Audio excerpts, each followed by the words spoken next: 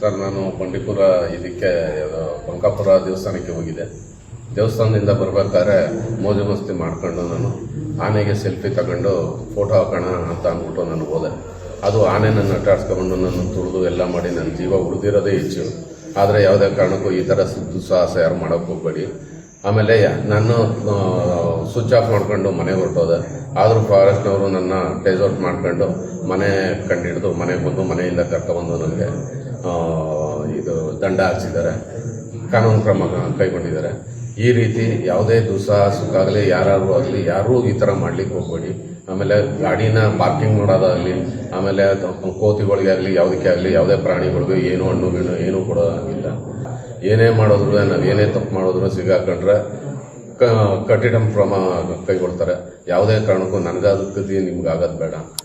ಭಾಳ ಹುಷಾರಾಗಿರಿ, ತಾಳ್ಮೆಯಿಂದ ಎಲ್ಲರೂ ಅಲ್ಲಿ ಏನು ಬೋರ್ಡು ನಾಮಫಲಕಗಳಿದೆ ಅದಕ್ಕೆ ತಕ್ಕನಾಗಿ ಅನುಸರಿಸಿ. ಇಲ್ಲ ಅಂತಂದರೆ ನನಗಾದ ಸ್ಥಿತಿನೇ ನಿಮ್ಗಾಗುತ್ತೆ.